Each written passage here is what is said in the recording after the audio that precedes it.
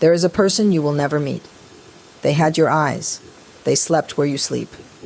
They learned the first words you ever knew, and you cannot remember a single thing about them.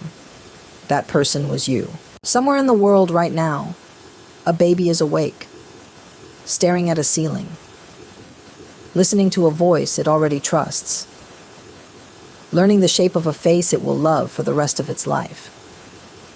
That baby is doing the most important work a human ever does, and it will not remember any of it. Try it yourself.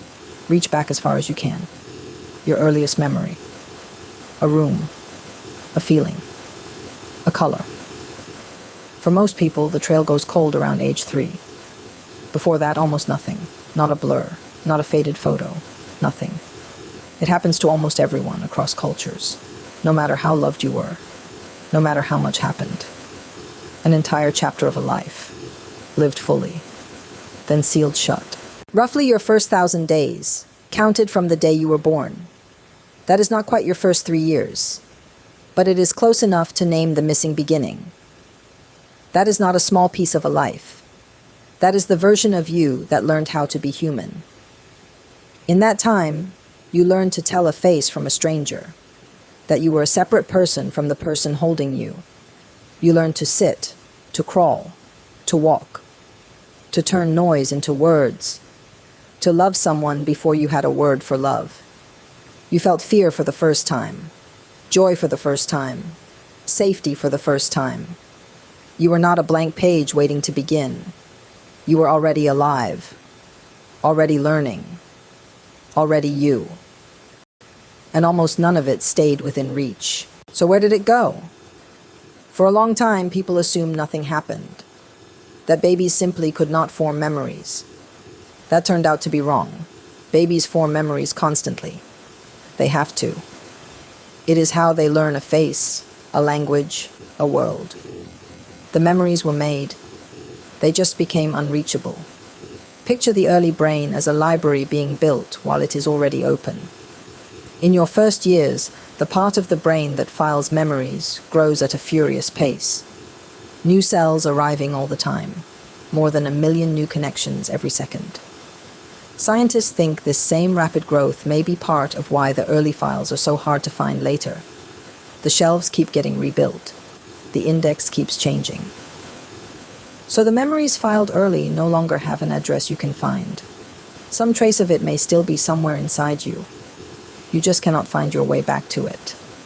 Like a room in a house you have lived in your whole life, behind a door you could never quite open. There may be a quieter reason too. To keep a moment as your story, you may first need a sense of yourself inside it. You need language. You need a word for I. And for those first years, you did not have one yet. You could not yet say, "This happened to me." There was no I in the story, only the world, happening to someone who would become you. So the experiences were real. There was just no narrator to write them down. But forgotten does not mean gone. You cannot recall those days, yet you are still carrying them. The language you heard shaped the sounds you hear easily now. The way you were held, or were not, helped shape how you handle closeness today. The voices that first spoke to you may still be the ones that settle you the fastest. A rhythm you were once rocked to can still be the one you reach for when you need to feel calm.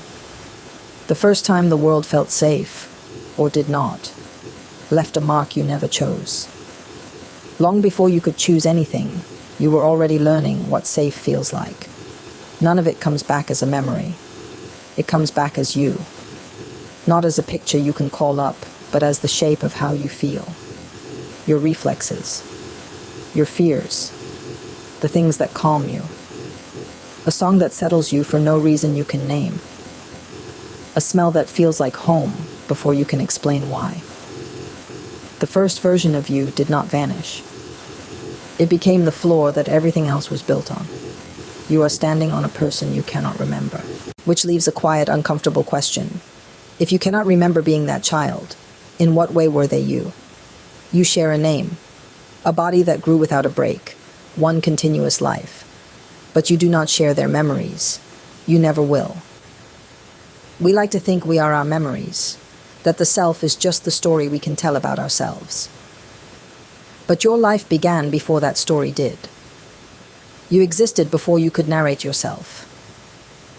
You were someone before you could remember being anyone.